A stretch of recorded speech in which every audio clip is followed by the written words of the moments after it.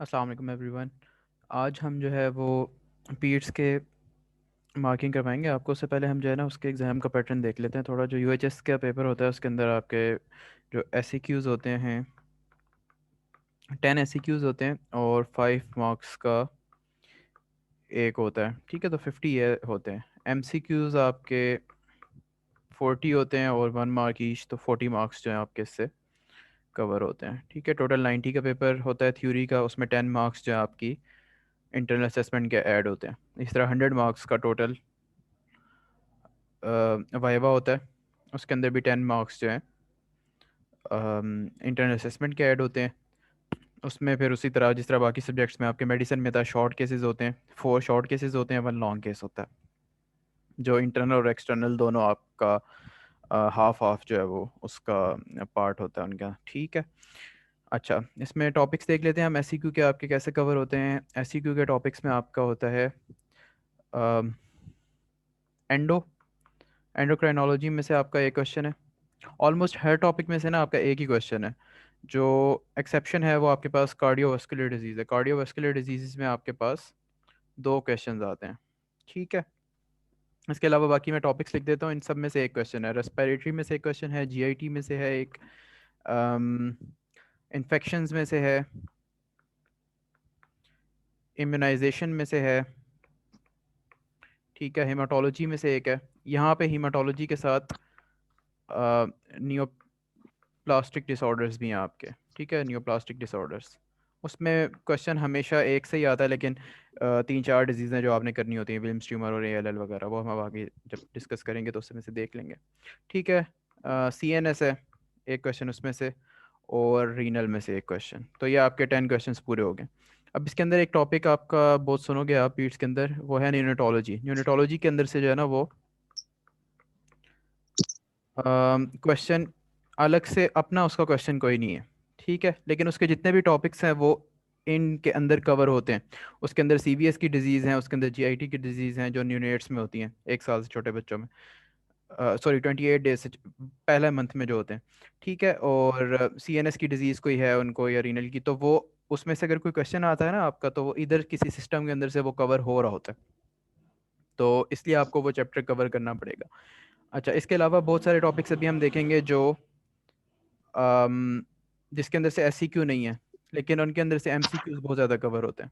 ठीक है, तो वो मैं आपको साथ साथ बताता जाऊंगा कि कौन से टॉपिक्स में से एमसीक्यूज आते हैं, कौन से टॉपिक्स में से जो है वो एससीक्यूज आते हैं। अब एक आज डिफरेंस ये है कि मेरे पास जो है ना वो परवेज़ अकबर का 9th एडिशन है, आप लोगों के पास 11th या 10th एडिशन होगा। तो ये आपने अब टॉपिक्स देख सुन लेने हैं और साथ साथ मार्क कर लेने हैं। अगर आपको कोई चीज़ ना भी मिल रही हो तो वो आपके एडिशन में होगी, लेकिन शायद डिफरेंट जगह लिखी हो या उसका पेज नंबर जो है वो डिफरेंट हो, तो ये आपने ध्यान रखना है। ठीक है, परवेज़ अकबर से हम स्टार्ट करते हैं। कोई बहुत ज़्यादा डिफरेंस अगर आ रहा हो ना, बिल्कुल आपके पता ना लग रहा हो, तो फिर आप माइक ओपन करके मुझे बता देना। ठीक है, फर्स्ट चैप्टर हिस्ट्री टेकिंग और फिजिकल एग्जामिनेशन का है। ये आपको पता ही है। इसमें से जो है आपके क्लिनिकल पॉइंट ऑफ व्यू से इंपॉर्टेंट है। थ्योरी में इसमें से कुछ नहीं आएगा। इसके एंड पे न्यूनेटल रिफ्लेक्सेस दिए हुए होंगे आपके पास, तो न्यूनेटल रिफ्लेक्सेस वाला टेबल आपने करना है, और प्रेफरेबली आपको करने भी आते हो ये कि परफॉर्म कैसे करने हैं न्यूनेटल रिफ्लेक्सेस। लेकिन अगर परफॉर्म करने नहीं भी आते तो कोई करवाएगा नहीं है आपसे, लेकिन आपको अपने नॉलेज के लिए पता होना चाहिए। अदरवाइज आपको ये पता हो कि ये थ्योरी इसकी पता हो कि कब आते हैं ये, कब जो है वो डिसअपियर होते हैं। ठीक है, इसकी आप यूट्यूब से वीडियो भी देख सकते हो, बहुत अच्छी वीडियोस अवेलेबल हैं इसके लिए। फर्स्ट चैप्टर में से बस आपने न्यूनेटल रिफ्लेक्सेस करना है, एमसीक्यूज में आता है ये। उसके बाद ग्रोथ एंड डेवलपमेंट वाला चैप्टर आ जाएगा। ग्रोथ एंड डेवलपमेंट में ना आपने इसके जितने टेबल्स हैं ना ये बहुत इंपॉर्टेंट है। डेंटल के अलावा जो डेंटिशन है उसके अलावा ना, जो टीथ डेवलपमेंट और ये सारी चीज़ें, इसके अलावा सारा कुछ आपने करना है।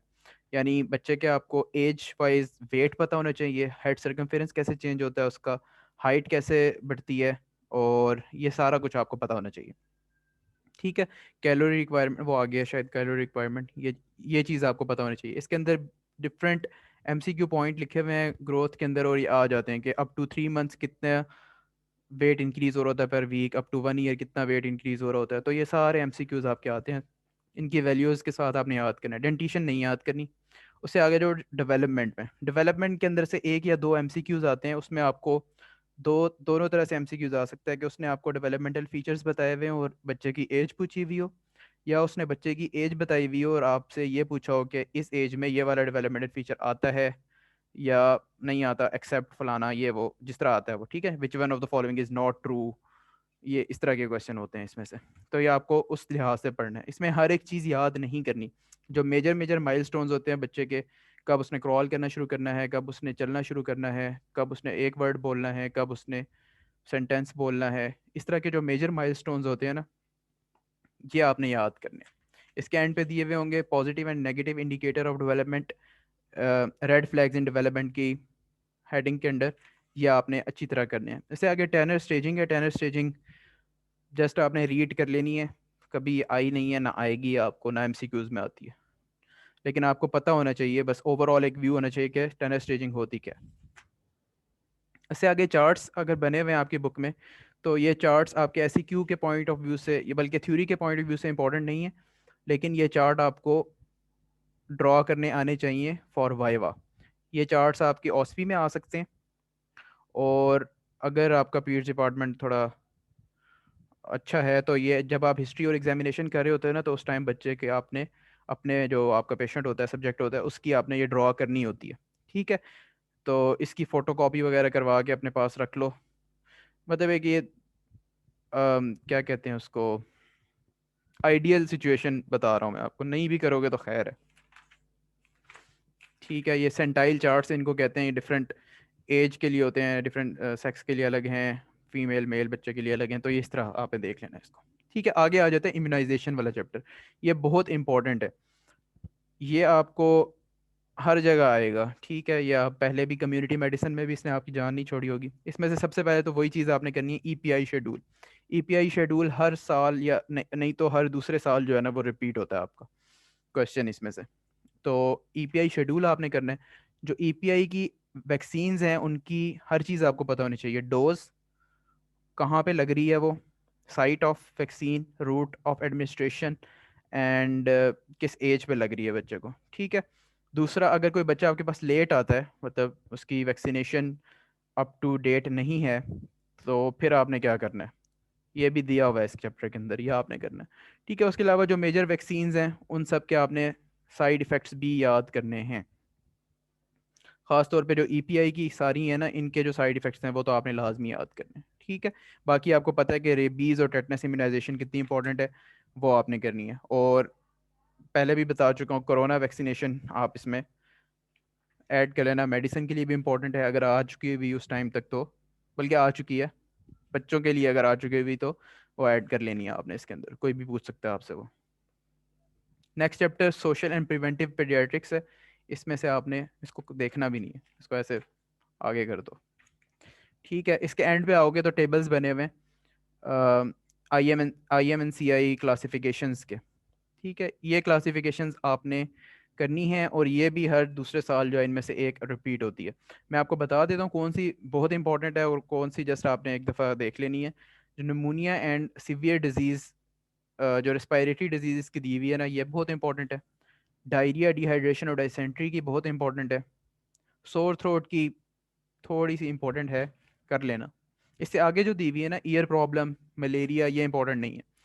उसके बाद दी हुई है मेल न्यूट्रिशन की क्लासिफिकेशन। ये जब आगे हम चैप्टर जाएंगे न्यूट्रिशन वाले चैप्टर में, वहाँ पे ये सारा कुछ आपका कवर हो जाएगा, इस टेबल्स में जो इधर टेबल में जो दिया हुआ है। तो इससे परेशान नहीं होना, जब आप वो वाला चैप्टर कर लो फिर इसको एक दफ़ा देख लेना, ये आपको आ जाएगा। इससे आगे आपने कुछ नहीं करना, अनीमिया, HIV ये नहीं करने की ज़रूरत, और बाकी सारी चीज़ें भी नहीं करनी है आपने, ठीक हो गया।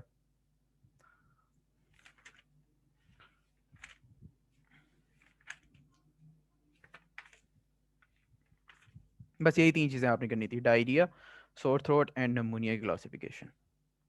और मेल क्लासिफिकेशन करनी है, लेकिन यहाँ से नहीं, आगे आएगी।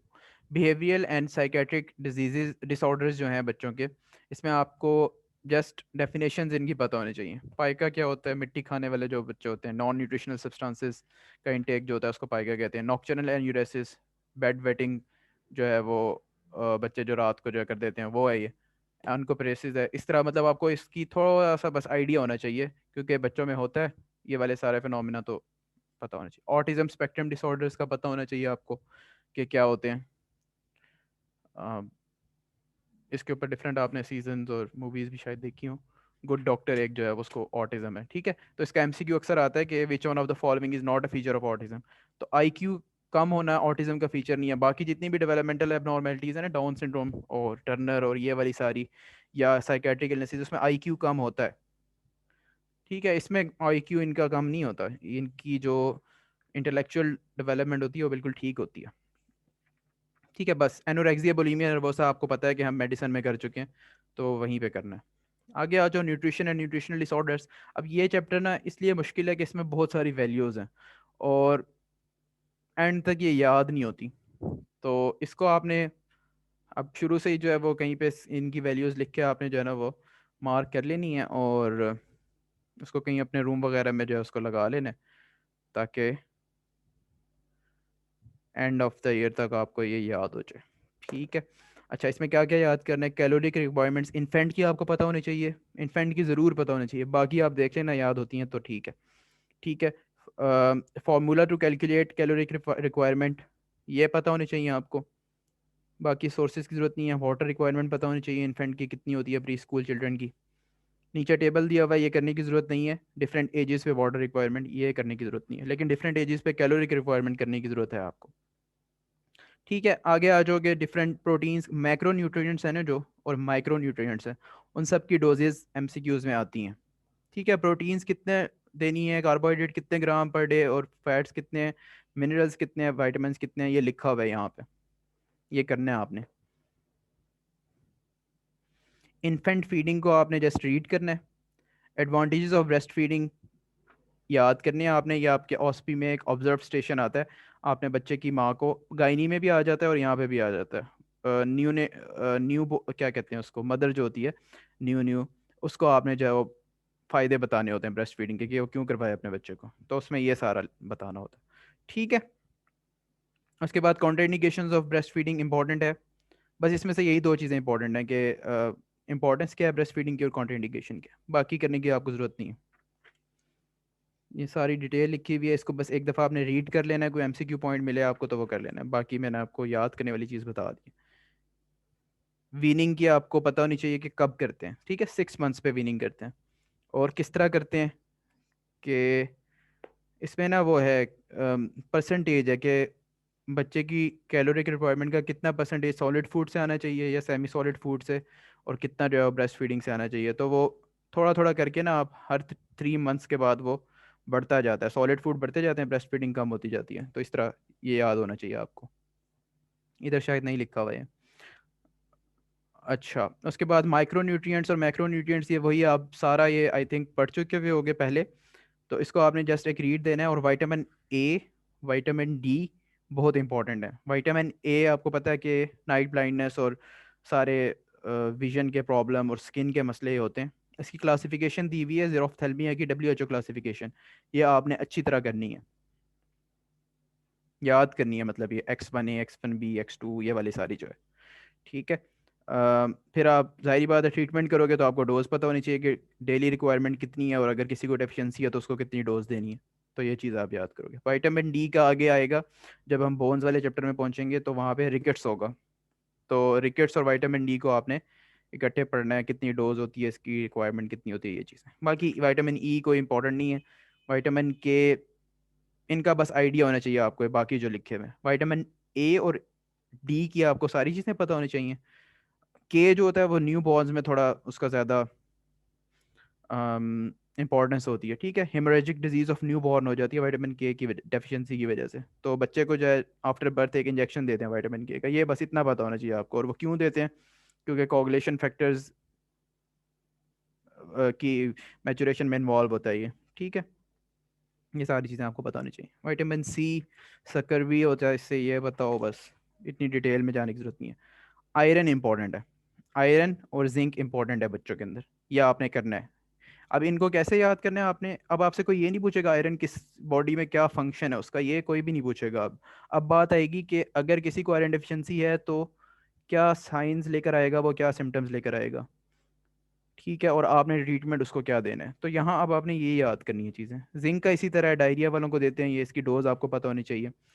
अम, आगे आ जाती है मेल न्यूट्रिशन। अब ये मेल न्यूट्रिशन जहाँ से स्टार्ट हो रहा है ना, मेल न्यूट्रिशन की टाइप्स, इसकी कॉजेस, इसकी हर तरह की क्लासिफिकेशन, ये आपको आनी चाहिए। कौन कौन सी इंपॉर्टेंट है वो मैं बता देता हूँ। गोमेज क्लासिफिकेशन इंपॉर्टेंट है, Waterloo classification, Wellcome classification, WHO classification, ये इंपॉर्टेंट है। मिड आर्म सर्कमफेरेंस की बेस पे जो इसकी क्लासिफिकेशन है वो भी इंपॉर्टेंट है। इससे आगे जो लिखी हुई है ये एज सच इंपॉर्टेंट नहीं है। Skin fold, QUAC strip, Coles classification, Kanawati classification और BMI, ये इंपॉर्टेंट नहीं है, इससे पीछे वाली सारी इंपॉर्टेंट है, ठीक है। बाकी हिस्ट्री एग्जामिनेशन पढ़ लेना है आपने, इन्वेस्टिगेशंस याद करनी है, ट्रीटमेंट इसमें याद करना है। मेरास्मस और क्वाशियोकोर वही वाला है, क्लिनिक कम्युनिटी मेडिसिन वाला, ये आपने याद करना है और इसको डिफरेंशिएट करना आना चाहिए आपको बहुत अच्छे तरीके से, और इसके डिफरेंस का टेबल बना हुआ है, ये आपने याद करना है, ठीक है। मैनेजमेंट बेसिकली इसकी हर दफ़ा पूछी जाती है, मैनेजमेंट, और मैनेजमेंट में जितनी डोजेस दी हुई हैं, कितना टाइम पीरियड दिया हुआ है, कितने टाइम तक आपने क्या देना है, ये सब कुछ आपने याद करना है। हर हर चीज़ इसकी अगर थ्योरी में ना आई तो MCQ में बिल्कुल छोटी छोटी चीज़ें इसकी पूछी जाती हैं। और जो ऑप्शंस होते हैं उनके अंदर बिल्कुल मार्जिन नहीं दिया होता कि आप तुक्का भी मार सको। 100, 200, 300, 400 ये ऑप्शंस होते हैं, तो उसमें कुछ पता नहीं लगता अगर आपने याद नहीं किया हुआ, ठीक है। तो मैनेजमेंट लिखी हुई है, इसको A to Z आपने अच्छी तरह याद करना है, ठीक है। जब आप पढ़ोगे तो इसमें आपको जो टेबल्स बने हुए हैं ना उसके अंदर कैलोरिक रिक्वायरमेंट ये वो, या आप पहले याद करके आए हुए हो तो चाहे वही वाली यहाँ पे याद कर लेना आप। उसके बाद F75 और F100 है, इसकी जस्ट जो टेक्स्ट के अंदर थोड़ी सी लिखी हुई है ना कि इसमें कितनी कैलोरीज होती हैं, कितने प्रोटीन्स होते हैं वगैरह वगैरह, ये याद करना है आपने। जो इसकी कंपोजिशन लिखी हुई है वो डिटेल के अंदर, टेबल के अंदर, examples of recipe for F75 and F100, वो नहीं करनी है आपने। रीफीडिंग सिंड्रोम करना है, रिहेबिलिटेशन करनी है, फॉलो अप पे आपने याद रखना है कि कब कब फॉलो अप करवाना है, ठीक है। ओबिसिटी एंड ओवरवेट बिल्कुल इंपॉर्टेंट नहीं है, इसको छोड़ देना है आपने। आगे आ जाओ, fluid and electrolyte disorders. Fluid and electrolyte disorders आपके बिल्कुल वही डिसऑर्डर्स हैं जो आपने मेडिसिन में कवर किए हैं। Alkalosis, acidosis, हाइपरनेट्रीमिया, हाइपरनेट्रीमिया excuse me, etcetera. Yes, जो आपने पहले बताया है कि मैनेजमेंट ऑफ माल न्यूट्रिशन, इसमें वैल्यूज किधर दी हुई है? इसमें टेक्स्ट में ही बीच जो में आप कह बहुत रहे थे सारी 100, 200, 300 आता है एमसीक्यूज में। जब आप इसको रीड आउट करोगे ना तो ये बीच में वैल्यूज दी हुई हैं इसकी कि मैनेजमेंट में वाटर। तो ये आया है initial treatment, rehabilitation, follow up, emergency treatment. जी, इनिशियल ट्रीटमेंट है ना, इनिशियल ट्रीटमेंट की आगे बहुत सारी डिटेल है। डॉक्टर, टेक्स्ट देखो, फ्लूइड एंड इलेक्ट्रोलाइट बैलेंस कैसे करना है, हाइपोग्लाइसीमिया कैसे ट्रीट करना है, जो फ्लूइड एंड इलेक्ट्रोलाइट बैलेंस वगैरह है। इसके अच्छा, पूरी मैनेजमेंट के अंदर बहुत अच्छा सारी ये वैल्यूज सारा दी हुई करना हैं। है। जब आप ये पढ़ोगे ना, ठीक, ये शुरू में जो इसने बताया है ना, ये सिर्फ इसके हेडिंग्स हैं, ओके, इन सब की डिटेल्स है आगे, ये करनी है आपने। ओके, चैप्टर अच्छा, चैप्टर 7 पे आ गए हम, fluid and electrolyte disorders.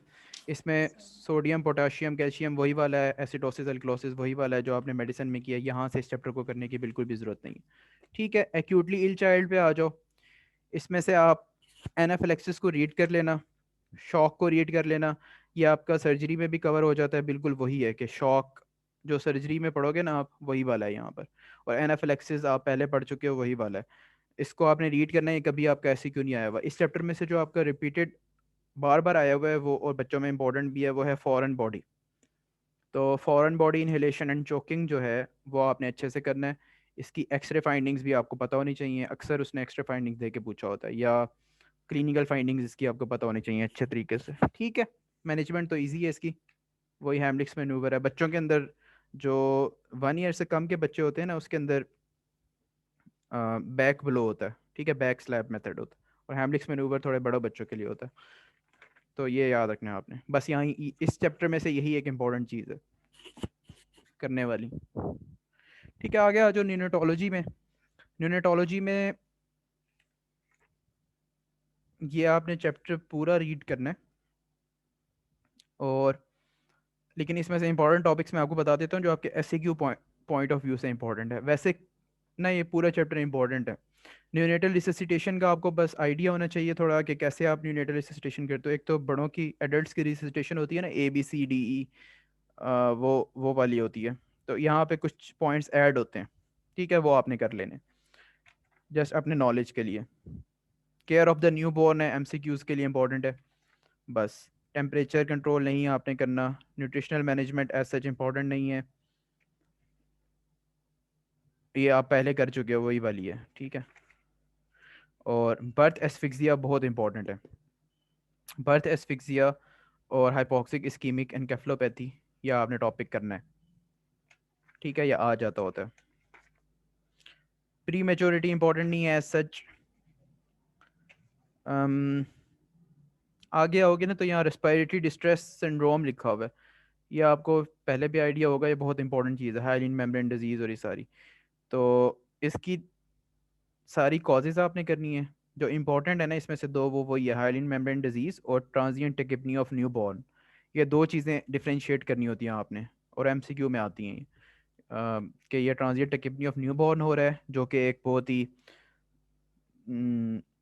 Dangerous नहीं है बिल्कुल भी, और एक हाइलिन मेम्ब्रेन डिजीज़ है जो डेंजरस है, प्री मेच्योर बेबीज़ के अंदर होती है। तो ये चीज़ आपने करनी है। इंसिडेंट्स वगैरह याद करने की ज़रूरत नहीं है। क्लिनिकल फीचर्स आपने पढ़ने हैं, इन्वेस्टिगेशंस याद करनी है और मैनेजमेंट याद करनी है आपने, ठीक है। उससे आगे आ जाओ। Bronchopulmonary dysplasia not important. Necrotizing enterocolitis very important, OSPE में भी इसका एक्सरे आता है, निमोटोसिस इंटेस्टिनले होता है इसके अंदर, ये आपने पूरा का पूरा करना है इसमें, ठीक है। डायग्नोसिस, डिफरेंशियल और मैनेजमेंट। अच्छा, एक और चीज़ यहाँ पे मैं ऐड कर दूँ कि पीड्स में जो है ना वो डिफरेंशियल डायग्नोसिस भी इंपॉर्टेंट है। इसने तकरीबन हर डिजीज़ का डिफरेंशियल डायग्नोसिस लिखा हुआ है, उसमें से जो जो आपको समझ आती हो ना कि आपको याद रहेगी, वो चीज़ आपने जो है वो तीन तीन डिफरेंशियल डायग्नोसिस हर चीज़ के याद कर लेने इंपॉर्टेंट चीज़ों के। दूसरी बात, जो पीड्स की ऑस्पी है वो आपने साथ साथ कवर करनी है। ऑस्पी की फाइल्स होती हैं ना जो आप एंड पे जाके थ्योरी के बाद निकाल के देखते हो, पीड्स की, गायनी की, और हो सके तो मेडिसिन और सर्जरी की भी आपने थ्रू आउट द ईयर साथ साथ करनी है वो, क्योंकि बहुत सारा मटेरियल बुक्स के अंदर नहीं है, और बहुत सारे MCQ पॉइंट्स आपके बुक के अंदर से रह जाते हैं जो आपके ऑस्पी मटेरियल के अंदर एक एक लाइन में लिखे होते हैं वो क्लियरली।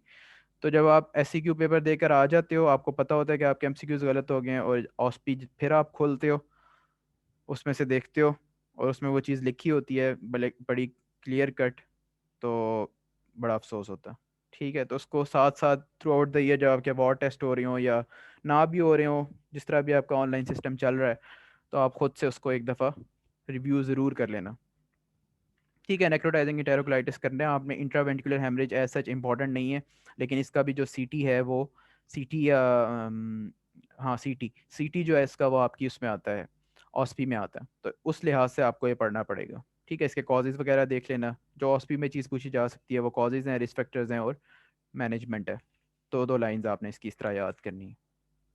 थ्योरी में नहीं आएगा, अपनिया नहीं आएगा। न्यूनेटल सेप्सिस थ्योरी में बार बार आएगा आपके। न्यूनेटल सेप्सिस बहुत इंपॉर्टेंट चीज़ है, और प्रैक्टिकली भी बहुत इंपॉर्टेंट है। बहुत सारे बच्चे न्यूनेटल सेप्सिस के साथ आपके निको वगैरह में और वार्ड में आते होंगे, तो जब आपके वार्ड जाओगे तो देख लोगे। तो बहुत इंपॉर्टेंट चीज़ है, इसकी आपने सारी चीज़ें करनी है। एटियोलॉजी करनी है आपने, क्लिनिकल फाइंडिंग्स डायग्नोसिस के लिए आपने खुद से पढ़नी है, इन्वेस्टिगेशंस याद करनी है, और इसकी मैनेजमेंट याद करनी है आपने, ठीक है। जिस तरह मेडिसिन में हमने छोड़ दी थी ना, एंटीबायोटिक्स इतनी तरह ज़्यादा याद नहीं करनी होती, पीड्स के MCQs में एंटीबायोटिक्स भी आती हैं। तो जो मेजर मेजर डिजीज़ है ना उनके अंदर जो एंटीबायोटिक्स दे रहे हैं वो आप याद कर लेना, अगर आपको होती हैं। अगर नहीं भी होती तो खैर है, फिर थोड़े से MCQs आते हैं, इतने नहीं आते उसमें से। लेकिन अगर आप वो वाले बच्चों जो एक एक मार्क को देख के करते हो, तो वो आपको करने चाहिए। टॉज इन्फेक्शंस नहीं करने यहाँ से आपने, गायनी में आपके जितने इसमें से कवर होते हुए वो वहाँ पे कवर हो जाएंगे, ठीक है, बिल्कुल भी नहीं करने। जॉन्डिस यूनिटोरम बहुत इंपॉर्टेंट है, आपने करना है ये, और यहाँ पे बहुत लंबा लिखा हुआ है ये, अगर यहाँ से करते हो तो अच्छी बात है, वरना आप इसको केप्लान से भी कर सकते हो, वहाँ पे शॉर्ट दिया हुआ है, ठीक है। अच्छा, इसमें जब आप देखोगे ना फोटोथेरेपी और फिजियोलॉजिक जॉन्डिस और पैथोलॉजिक जॉन्डिस को आपको डिफरेंशिएट करना आना चाहिए। और ट्रीटमेंट में जब आप जाओगे तो इसमें एक्सचेंज ट्रांसफ्यूजन और फोटोथेरेपी और उनकी अपनी इंडिकेशंस हैं, वो आपने अच्छी तरह याद करनी है कि क्या इंडिकेशंस पे फोटोथेरेपी करनी है, क्या इंडिकेशन पे आपने एक्सचेंज ट्रांसफ्यूजन करना है। और इसका इंपॉर्टेंट टॉपिक जो है वो कर्निकटेरिस है। ठीक है, बच्चे की जो ब्रेन को डैमेज हो जाए, सीएनएस को, वो किस लेवल पे होता है, उसका ट्रीटमेंट क्या है। उसका ट्रीटमेंट नहीं है, वो प्रिवेंशन है उसकी। अगर एक दफ़ा वो हो जाता है तो बस हो गया, अब आप कुछ नहीं कर सकते, तो प्रिवेंट करने की कोशिश करनी है उसको। ये सारी चीज़ें इसमें लिखी हुई हैं, ये आपने करनी है। ब्रेस्ट मिल्क और ब्रेस्ट फीडिंग जॉन्डिस, ये एमसीक्यू में आता है आपका, ये आपको बिल्कुल क्लियर कट पता होना चाहिए कैसे डिफरेंशिएट। फाइनल ईयर में जो एमसीक्यूज आएंगे ना, वो अगर आपको क्लियर कट पता होगा तो तभी आप उसको सॉल्व कर पाओगे। अगर आपने जस्ट रीड किया हुआ है ऐसे ही कि हाँ ठीक है दो चीज़ें होती हैं ब्रेस्ट मिल्क और ब्रेस्ट फीडिंग, तो ऐसा एमसीक्यू बनाएगा कि नहीं कवर होगा आपसे। ठीक हो गया ना। तो बिल्कुल जो चीज़ पढ़ो वो आपको क्लियर कट पता होनी चाहिए कि अगर ये होगा तो ये डिजीज़ है, और अगर ये होगा तो ये डिजीज़ नहीं है, बस। ठीक है, पैथोलॉजिक जॉन्डिस पढ़ने की ज़रूरत नहीं है, ये सारी चीज़ें आपको पहले पता हैं, ये वही हैं प्री हिपैटिक, हिपैटिक और पोस्ट हिपैटिक जॉन्डिस में जो आप पढ़ते थे और मेडिसिन में पढ़ोगे भी। ठीक है, पोस्ट टाइम इन्फेंट करने की ज़रूरत नहीं है। लार्ज फॉर जेस्टेशनल एज में बहुत इंपॉर्टेंट चीज़ है, ये आपने कर लेना है कि लार्ज और स्मॉल की डेफिनेशन क्या है, और इसके अंदर वो क्या होता है, मैक्रोसोमिया एक आपने करना है, और इन्फेंट ऑफ डायबिटिक मदर, ये आगे आएगा भी, बता देंगे। उसमें बड़े बच्चे होते हैं, बर्थ वेट उनका बहुत ज़्यादा होता है, तो उसकी कॉम्प्लिकेशंस क्या होती हैं, उसकी कॉजेज़ क्या होते हैं, ये चीज़ें आपने करनी है। स्मॉल फॉर जेस्टेशनल एज इतना इंपॉर्टेंट नहीं है, इसको बेशक आप छोड़ दो या बस एक दफ़ा रीड कर लो। मेक्योनिम एस्पायरेशन सिंड्रोम इंपॉर्टेंट है, इसकी आपने जस्ट क्लिनिकल फाइंडिंग्स और मैनेजमेंट करनी है। ये आपके एससीक्यू में कभी नहीं आया आज तक, लेकिन ये ऐसी चीज़ है कि आपके वार्ड में बहुत ज़्यादा आती है। तो जो ऐसी चीज़ होती है ना, वो एससीक्यू में आज आ सकती है कभी भी, तो इसलिए इसको कर लेना। ट्रांजिएंट टेकिपनी ऑफ न्यू बॉर्न में आपको बता चुका हूँ पीछे, आपने उसके साथ मिला के करना है कि आप डिफ्रेंशिएट कैसे करोगे कि इसको रेस्पिरेटरी डिस्ट्रेस डिजीज़ है या टीटीएन है। बाकी करने की कुछ भी ज़रूरत नहीं है। इससे आगे इन्फेंट ऑफ डायबिटिक मदर, इसको एक दफ़ा रीड कर लेना, इसमें सारी चीज़ें जो लिखी हुई हैं वो आपको पता होंगी पहले ही।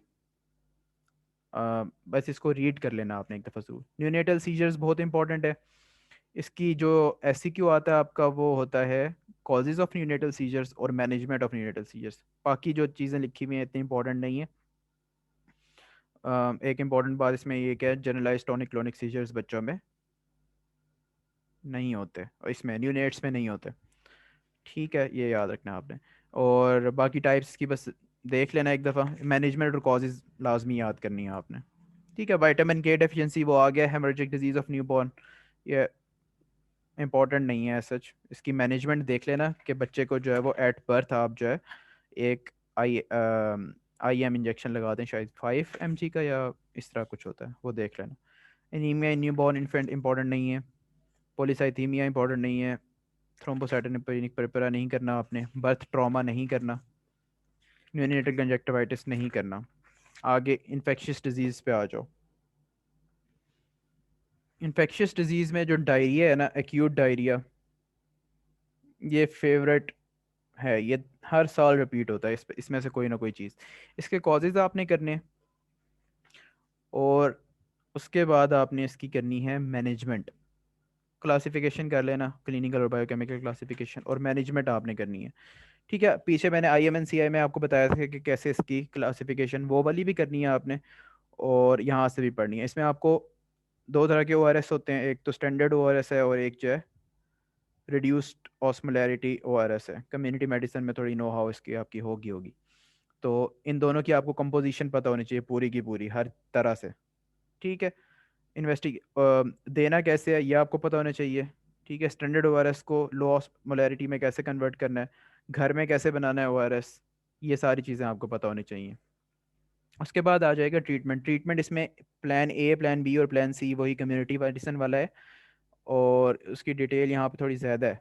तो यह आपने जिस तरह मेल न्यूट्रिशन की सारा कुछ करना था ना, इसमें से भी सारा कुछ करना है, और विद डोजेस और विद टाइमिंग करना है आपने। तो ये आपको पहले से पता हो कि किस तरह है तो ठीक चलेगा। ठीक है, इसमें SEQ और क्या आता है, एक तो ट्रीटमेंट आएगा, आपने ORS कैसे देना है ये आएगा, ORS बनाना कैसे है ये आएगा, किन कंडीशंस में एंटीबायोटिक देनी है और कब एंटीबायोटिक नहीं देनी ये आएगा। ठीक है, जिंक सप्लीमेंटेशन का आपको पता होना चाहिए, प्रिवेंट कैसे करते हैं डायरिया का ये पता होना चाहिए। ठीक है, बाकी ये एंटीबायोटिक्स कौन कौन सी देते हैं ये भी आपको पता होना चाहिए, कॉलरा में कौन सी है, शिगेला में, कॉमन कॉमन जो हैं उसमें आपको पता होना चाहिए। ठीक है, आगे फिर इसकी ना डायरिया जहाँ पे ख़त्म हो रहा है यहाँ से आगे उसने ऑर्गेनिज्म वाइज दिया हुआ है कि क्या क्या है। कॉलरा है, शिगेलोसिस है, जार्डियासिस, एमीबियासिस, टाइफाइड, यहाँ तक है एमीबियासिस तक। ये वाली जो चीज़ें हैं ये आपकी मेडिसिन में कवर हो जाएं अगर तो ठीक है, अगर वहाँ से आपने नहीं पढ़ी तो यहाँ से करनी। ये मैं आपको पहले बता चुका हूँ कि जब हमारा मेडिसिन वाला सेशन हुआ था कि आपने पीरियड्स और मेडिसिन की सारी डिजीज़ की एक लिस्ट बना लेनी है और उसके आगे लिख लेना है कि मैंने ये कौन सी बुक से किया है, और उसको फिर वहीं से रिवाइज करना है बार बार। ये नहीं करना कि दोनों बुक से पढ़ा हुआ है और आता आपको फिर भी नहीं है, ये नहीं करना। ठीक है, ये उस तरह आ जाएगा। टाइफॉइड आपने जहाँ से भी करो बहुत अच्छा आपको आना चाहिए, बहुत इंपॉर्टेंट डिजीज़ है। ठीक है, पोलियो बहुत इंपॉर्टेंट डिजीज़ है, इसको आपने जीबीएस से, गियान बरे सिंड्रोम से डिफ्रेंशिएट करना है। ये आपको बहुत अच्छे तरीके से आना चाहिए हर चीज़ इसकी। डिफ्थेरिया आना चाहिए बच्चों में, बहुत इंपॉर्टेंट है। परटूसिस एज सच इंपॉर्टेंट नहीं है, लेकिन इसका कभी कभी इसको जो है वो टीबी और परटूसिस का वो सिनेरियो इस तरह का आता है कि वो आपने करना होता है, डीडी लिखने होते हैं, तो परटूसिस और टीबी को आपने करना है ज़रूर। टेटनस करना है, इंपॉर्टेंट है। बॉचुलिज्म एज सच इंपॉर्टेंट नहीं है। मीजल्स बहुत इंपॉर्टेंट बच्चों में है, खसरा। ठीक है, तो ये करना है आपने। इसके अंदर विटामिन ए का रोल जो होता है वो भी आपने करना है। मम्प्स करना है, चिकन पॉक्स करना है, इन्फेक्शियस मोनोन्यूक्लियोसिस वेरी इंपॉर्टेंट करना है आपने, मलेरिया भी करना है आपने, टीबी तो करना ही करना है, रूमेटिक फीवर करना है, डेंगी फीवर आपने करना है। डेंगी पीरियड्स में नहीं आता आपका क्वेश्चन, मेडिसिन में आता है। लिशमैनियासिस नहीं करना। ब्रुसेलोसिस मेडिसिन में आता है आपका क्वेश्चन। लेप्टोस्पिरोसिस मेडिसिन में आता है, पीरियड्स में नहीं आता। रेबीज का क्वेश्चन कोई मैंने देखा नहीं है, लेकिन ये वैसे इंपॉर्टेंट डिजीज़ है, इसको एक दफ़ा रीड आउट कर लेना। फीवर विदाउट अ फोकस, इसमें से एमसीक्यू आ जाता है, इसकी ना डेफिनेशन आपको पता होनी चाहिए और थोड़े बहुत कॉजेज पता होने चाहिए, डिटेल में नहीं करना आपने इसको। उसके बाद नाइन्थ एडिशन में इन्होंने दिए हुए डीडी ऑफ मैक्यूलोपैपुलर रैश और डीडी ऑफ वेजिकुलर एरप्शन, लेकिन जो आपके इसके बाद वाले एडिशन है उनके अंदर नहीं है। तो यह आपने अपने सीनियर से जो है वो पिक्चर इसकी ले लेनी है और डीडी आपने याद करने है। इसने डिफ्रेंशिएशन करने का सारा बताया हुआ है कि कैसे डिफ्रेंशिएट करना है। ठीक है, आखिर में वर्म इन्फेस्टेशन है। इसमें से आपके एमसीक्यूज आते हैं कि बस इसमें ट्रीटमेंट पूछेगा वो, तो ऑलमोस्ट अल्बेंडाजोल में बेंडाजोल है ट्रीटमेंट, आइवरमेक्टिन है। ठीक है, कौन कौन से वर्म में कौन कौन सी देते हैं, राउंड वर्म में, हुक वर्म में, पिन वर्म में। तो ये बस इतना आपको पता होना चाहिए और कुछ नहीं करना है इसमें से। मेट्रोनिडाजोल भी है शायद एक, वो अमीबियासिस वगैरह में है। ठीक है, ये चीज़ आपने देख लेनी है। नेक्स्ट हमारा है रेस्पिरेटरी डिजीज़। ये एंड होने लगा है, तो इसको दोबारा ज्वाइन करो फिर हम करते हैं रेस्पिरेटरी।